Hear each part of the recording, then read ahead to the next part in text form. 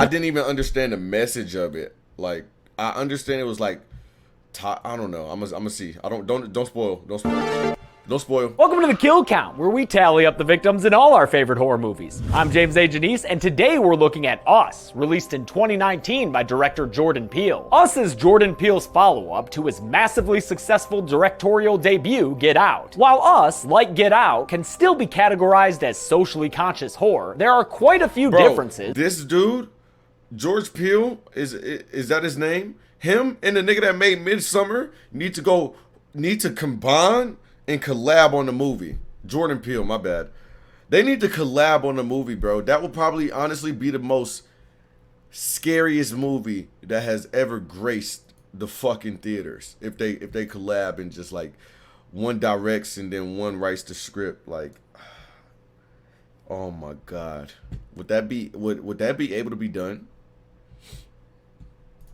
Between this and Peele's first film. For one thing, while Get Out was more genre curious and maybe a bit more on the thriller side of things, Us is much more clearly a horror movie, with the scares coming hard and fast and the kills more numerous and graphic. Us also has more humor in it, which is great if you're a fan of Peele's comedy like I am. Sure, Get Out had solid comedic relief in the form of Rod Williams, T.S. motherfucking A, but in Us, pretty much everyone's cracking jokes. That may rub some viewers the wrong way, but how could anyone get upset watching comedic genius and all-around good boy Tim Heidecker? Finally, Peele's two films have distinct thematic differences as well. Get Out examined race relations and the way seemingly well-meaning limousine liberals can harbor prejudices just as nasty as anyone else. But Us has nothing to do with race, and instead can be read as an allegory about class, the way our society keeps certain kinds of people at a disadvantage if it means the rest of us can continue living in comfort. To explore such a big theme, Us has a much bigger story, and it ends up portraying. Yo, the way that these movies be way deeper than what people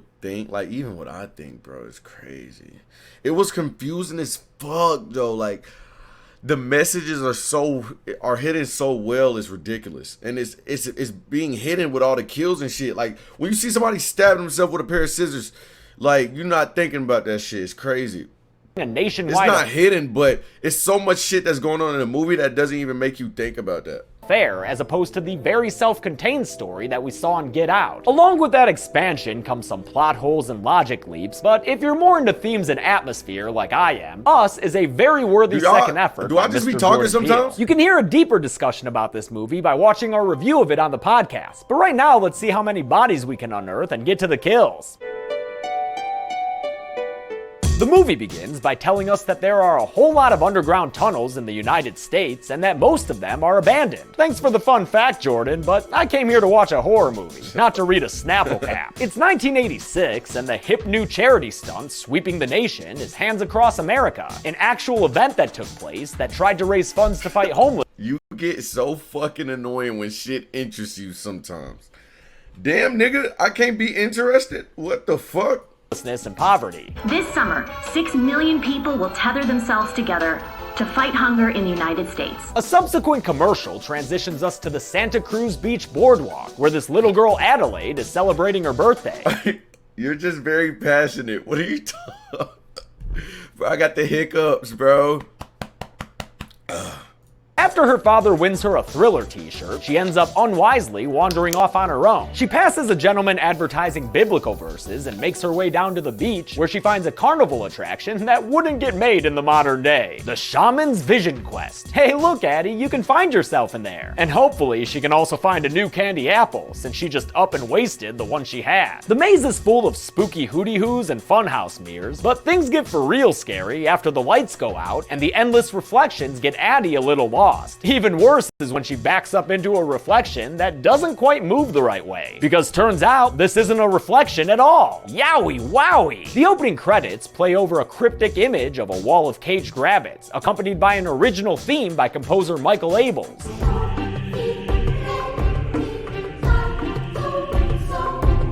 Abels also did the score for Get Out, and Peele was actually encouraged to use them again for this movie by Steven Spielberg, who compared Peele and Abels to Spielberg and John Williams. Can't turn a dude down after that comparison. We're now in the present day, and Addie is a grown woman, played by Oscar winner Lupita Nyong'o, who has one of those families that advertises its membership on the back window of their vehicle. Her hilarious husband, Gabe Wilson, played by Winston Duke, is an expert at embarrassing their kids Zora and Jason, whether it's by waking them up with yelling, "We made it!" or simply dabbing on them haters. The Wilson family is vacationing at their Santa Cruz lake house, where they talk about Zora's potential future as a track star and Jason's inability to master a close-up magic trick he has. This thing's kind of bullshit. Hey. Gabe decides that they should all go to the beach, and that gives Addie flashbacks to her post-Shaman's Quest childhood. Although she had only been away from her parents for 15 minutes, young Addie fell completely silent upon her return, and was even diagnosed with PTSD by a therapist, which really upset her parents. I just want my little girl back. In an effort to help heal Addie of whatever trauma she endured, her parents enlisted her in dance class, as revealed in this nicely creepy flashback that grown-up Addie has. "Stop looking at me, swan dancer!" On the lake behind their house, Gabe unveils his latest purchase, a boat. Yo, what's that boat's name? Crawdaddy! Damn, bro, yeah, imagine Gabe, being rich let's enough get to have a cray-cray lake on house. Crawdaddy. You know, if you can actually keep it running properly. Oh, I got it. That taught me how to do this. They leave the Crawdaddy behind and take their car to the Santa Cruz beach, where Jason continues being a little potty mouth. Kiss my anus, Zora. Ew! Whoa! Anus isn't a cuss word. I would have actually preferred you use a curse word in this case. After bonding over the classic Luna's song, I Got 5 on It, which every generation can enjoy, they arrive at their sandy destination, which Addie is just so excited about. Really, this is just super. Before they reach the beach, they see a dead man being wheeled into an ambulance. Addie realizes that the dude is the same guy with the Jeremiah 11:11 sign that she saw on the boardwalk as a child. Addie and the audience may not know it just yet, but something big has already begun. The Wilson family and their shadows walk across the sandy beach to hang out with their friends Josh and Kitty Tyler, played by an on-screen couple I never knew I needed, Tim Heidecker and Elizabeth Moss. They're so good at being awful people. What do we say? I hate you.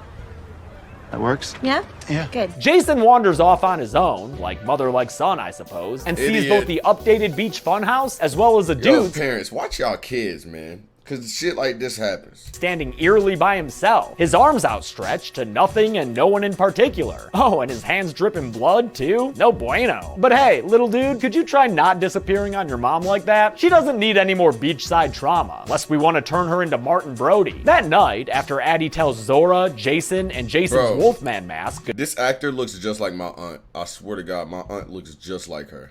night, she decides to have a serious conversation with Gabe. Poor timing for him, since he was just about to ask her to umbaku that thing up. Hey, Gabe, I want to go. where you trying to go? Staring at her own reflection in the window, Addie tells Gabe that when she got lost in that maze as a child, she ran into another girl who looked exactly like her. Yo, Aunt a baddie? Goddamn, you shouldn't have told me that. Is Auntie single? What the fuck is y'all talking? Bro, what? Now she's worried that that doppelganger girl is coming to get her, due to a whole bunch of weird little coincidences she's been noticing ever since they got to Santa Cruz. As if on cue, the lights go out and Jason appears in their room to tell them some distressing news. There's a family in hell. our driveway. And that family is one unsettling sight, man, standing silhouetted in front of a streetlight holding hands. That's Gabe crazy. doesn't think it's that big a deal, though. Imagine And to seeing prove this it, he shit. goes outside and tries to speak to the other family, only to find them totally unresponsive. Addie calls the cops, but they're still 14 minutes away, so Gabe batters up to defend his loved ones, which should work just fine, as long as Sorry. those weird I'm sorry, bro, but as a man, if you leaving your house with a baseball bat, you're not a man. I'm sorry. If you are defending your family with a baseball bat, you are not a man. weirdos don't start acting too creepy. Oh, abort.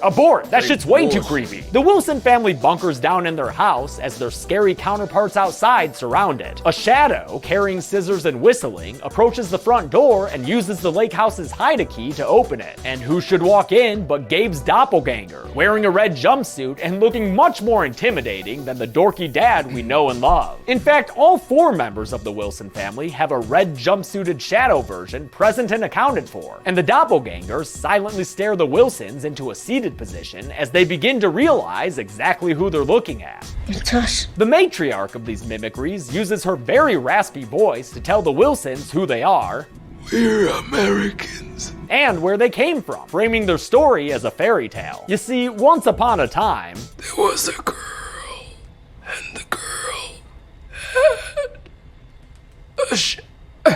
the Addie doppelganger, named Red, says that the girl and her shadow were tethered in a way so that they had the same life experiences at the same time. Except, sounds like the shadow's versions of events were way super shittier. The girl had her first child, a beautiful baby girl. But the shadow, she gave birth to a little monster. Because of all this, Red says that the shadow hated the girl, and now that the shadow is here, she's ready to handcuff the girl to a table. Real fast, we've got to give credit to the entire cast, who all had to play 2 distinct I'm characters. sorry. That bitch wouldn't have said anything. A gun would have been under that couch. I'm blowing all their heads off.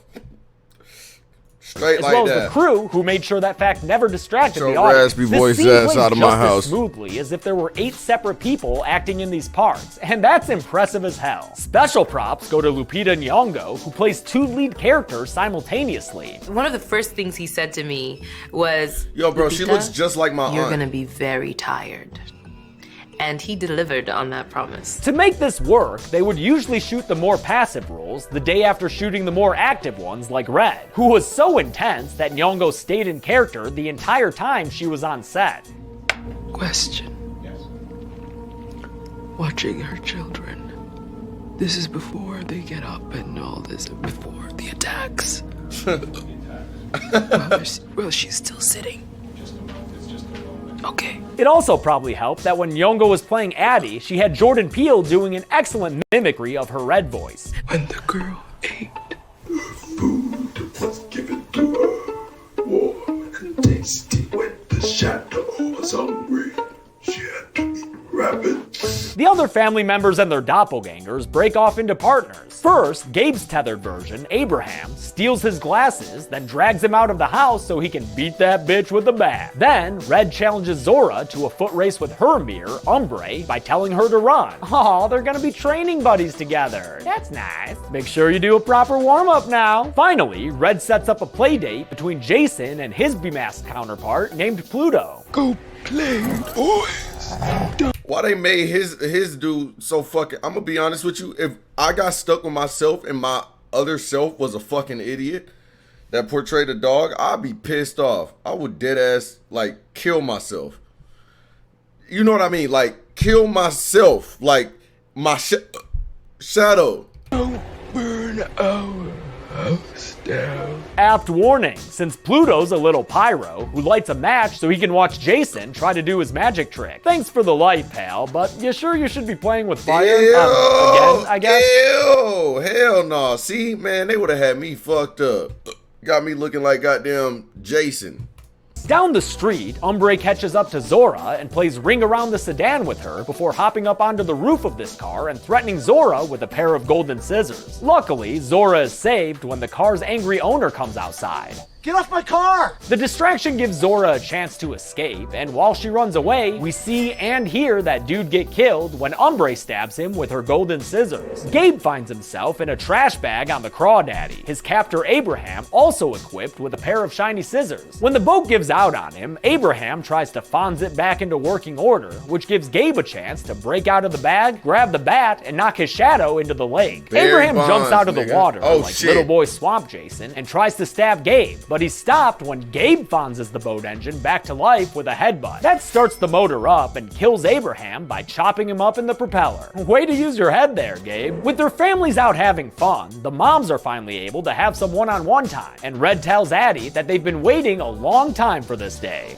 I call it the untethering. Before Red can finish pushing Eddie's face through that table, though, Jason sparks his weird little magic trick and manages to lock Pluto in the closet by himself. The burnt boy's cries for help draw Red away, and after letting Pluto out, she begins to hunt for Jason with her scissors. That bunny's not Jason, Red. Quit wasting time. While she's dilly-dallying around, Addie uses a fire poker and some leverage to free herself from the table, although she's still stuck in the cuffs. She calls Jason out of his hiding spot so they can get the heck out of this house before that creepy Lucha kid and his raspy-voiced mom come and get him. Go, go, go! Zora joins her mother and brother, and Bro, the worst thing you could do in a situation like this is run to your car that you don't have the keys to, like. the three of them escape to the dock to board the Crawdaddy with their tall daddy. Sorry, tethered friends, we've only got 4 life jackets on board. Gotta be safe, wouldn't want another Titanic, you know? Bye! Over at Josh and Kitty's house, their ideal life of indolence is interrupted by a power flicker and the noise of someone shuffling around outside. There's a person walking around outside our fucking house. Probably a squirrel.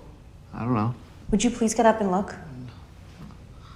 I'm busy. I'm busy. Josh ignores it and has his home AI Ophelia play some good vibrations. But his laziness comes at a cost when their twin daughters Becca and Lindsay get stabbed by tethered versions of themselves who appear inside the house. God, the cut to the quieter outside shot is such well done horror directing. It's so damn spooky. Shadows Josh and Kitty also appear and stab their counterparts, and the attack kills Josh immediately. Awesome kill. Great job. Kitty, however, initially survives and, gurgling lots of blood, crawls to the feet of Josh's tethered counterpart named Tex, who offers her some help down low. Whoops, too slow.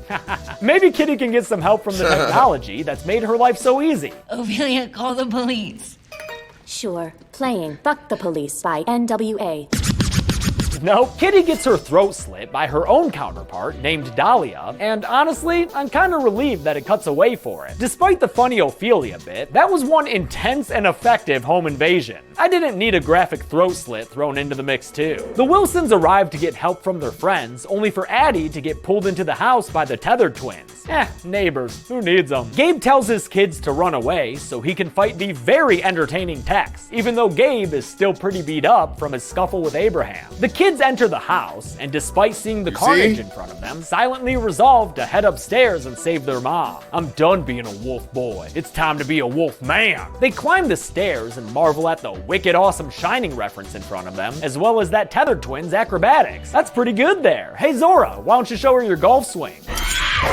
Oh, Zora, that's not how you make new friends. Damn. Zora also fails to make friends with the other tethered twin named Io and who I think is Becca's mirror, since she also beats her down with the club and then stabs her to death. I know this is probably soups traumatic for her, but it's great to see a kid in a horror movie take charge and kick ass. Outside, Gabe makes his way onto Josh's brilliantly named boat, the Biatch, and hides well enough to frustrate Tex into calling out for help from his raptor friends.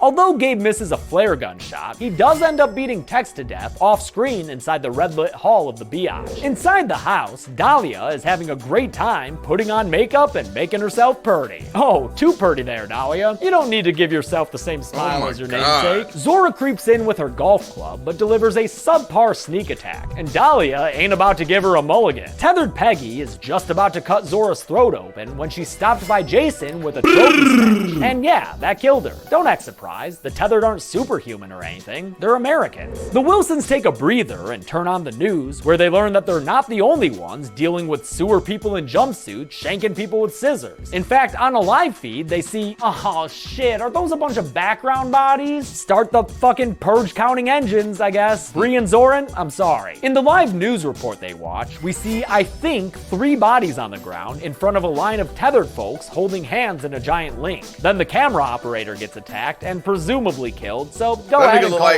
Addie realizes that the tethered are taking their place as Americans and have been planning this for a long time, so she decides that the Wilsons need to escape down to Mexico pronto. They go to leave, but when Addie grabs the keys to Josh and Kitty's car, she's attacked by the surviving tethered twin, Nix, who I think was Lindsay's counterpart and who had been knocked over the balcony earlier. The still handcuffed Addie manages to grab some nearby scissors and win the fight by stabbing Nix with them. I guess she nixed that little attack, huh? In any case, not the best time for your son to walk in and see you.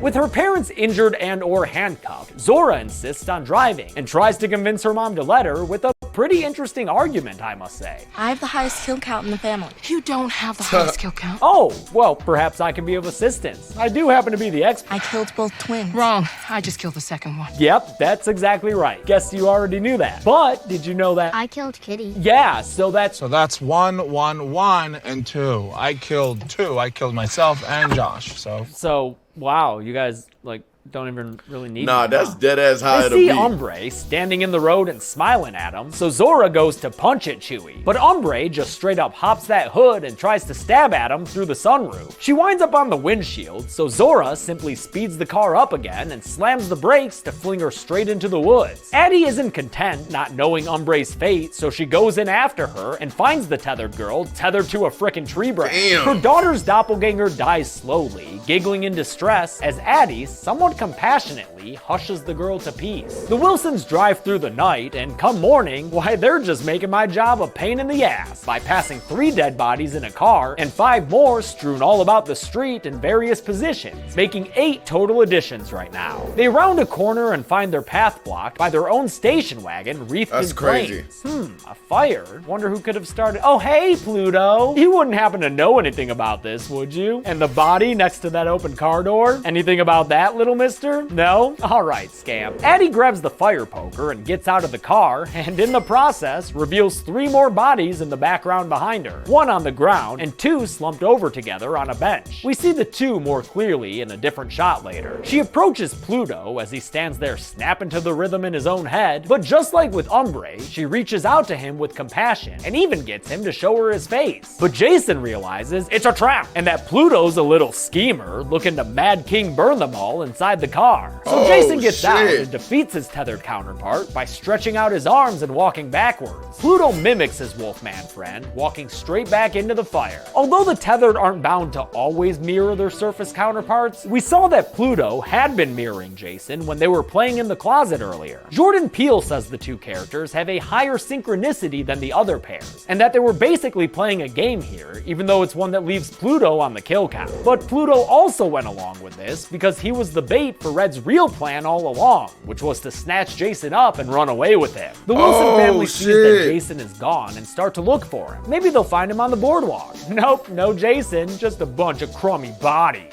I counted 12, so thanks boardwalk for the cool dozen kills. Addie then looks towards the shore, and while other viewers get to marvel at the line of tethered folk going into the sea, I didn't even notice that at first, because I was too busy counting the 8 dead bodies out on the sand to properly appreciate that unsettling imagery. Thanks, KillCount. I can't even look at cool shit because of you. Standing at ground zero of the world's biggest Red Rover line is the tethered guy that Jason saw earlier on the beach. At that point, he was already getting ready for his fellow tethered to arrive, having been the first to kill his doppelganger, the Bible verse dude, which we saw when the Wilsons first arrived at the beach. And of course, all of this really goes back to the mirror funhouse that Addie got lost in as a child. It's there she returns to now in order to rescue her son. She makes her way back to where she first saw her tethered self and opens a hidden bunny door into a boiler room of sorts. She navigates deeper and deeper into the building and then into the earth, taking staircases and escalators down below. This movie is way more wild than what I thought it was. With a billion bunnies scattered about. Oh yeah, this movie did mention tunnels right at the beginning. I guess that wasn't just a Snapplecap fun fact. Sorry, Jordan, should have trusted you. Oh, and look, there's the wall of bunny cages we had our opening credits against. It's all coming together now. Honestly though, I'm just happy we're down here with living bunnies instead of topside with a bunch of dead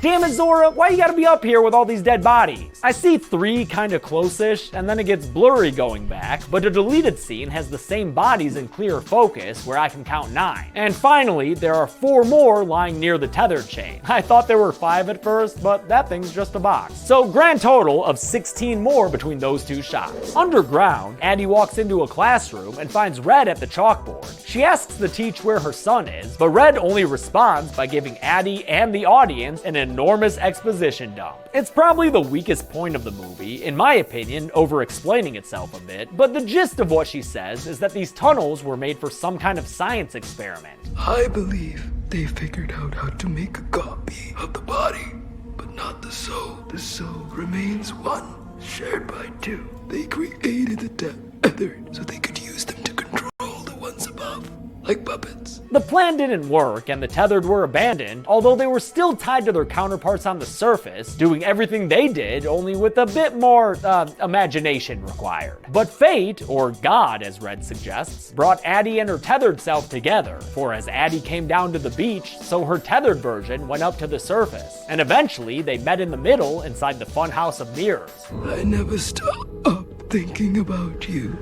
How you could have taken me with you. Years later, when both above and below ground Addie gave a particularly powerful dance performance, the tethered audience watching down below chose the underground dancer as their leader. She enacted a years-long plan to dress them all in jumpsuits and gloves and train them to be a scissor-wielding army of destruction. And, inspired by Hands Across America, she knew exactly how they'd make their message loud and clear when they finally surfaced. Addie and Red begin a fight that becomes one of the best sequences of the film. Scored to a string arrangement of I Got Five on It, and intercut with their dance duet that set them on this path to begin with, it's a wonderful experience for both sight and sound. It's also thematically interesting, as the animalistic Red avoids Addie with graceful ease, while Addie grows more and more wild as Red continues to land stabs on her with the scissors. Red goes for a fatal overhead stab, but is instead impaled in the midsection by Addie with her fire poker. Red falls to the ground, and unlike with Umbre or Pluto, Addie has no compassion here. Instead, she wraps her handcuffs around Red's neck and murders her, and afterwards slips into some very tethered-like vocal spasms. Addie takes a key from around Red's neck and frees herself from her handcuffs, then finds Jason cowering in a locker. Kinda hard to tell if he's more afraid of having been kidnapped or of being reunited with his grunting Put murdering ass to mom. sleep. They go back to the surface and join with Zora and Gabe, and together the Wilsons leave the boardwalk in an ambulance, never disturbing the tethered, who stay strong in their chain of hand-holding. Everything seems to be relatively okay until Addie starts thinking back to her childhood, when she put her hands around the real Addie's neck, knocking her out so she could drag her unconscious body into the funhouse and down into the tunnels. Yeah, dude, as kids, Addie's tethered version kidnapped her, handcuffed her to a bed, and stole her clothes so she could take her place, which she did in the creepiest manner possible. That means the Addie that went home with her parents that night was the tethered Addie all along, and the character we knew as Red was actually the original Addie, who had a raspy voice from being strangled and who was eager to get revenge on her replacement using handcuffs. But OG tethered Addie won in the end, having murdered the original Addie with those very same handcuffs. Although it does look like her son Jason may suspect that something's up. There are actually some theories online that Jason was originally a tethered too. I don't know how much I buy it, but you can look them up and decide for yourself. The movie ends with an amazing helicopter shot that soars over the landscape and shows just how successful that plot twist just pissed me off, bro. That shit pissed me off. Tethered have been. It's an awesome shot, especially since there are no dead bodies in sight for me to count. We're too far away, motherfuckers. Can't get me with this one. How many people died as the tethered cut their way across the country? Let's find out. I didn't know that. I didn't know that.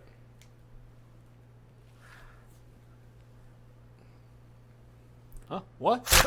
Yeah! Yeah! Once upon a kill count.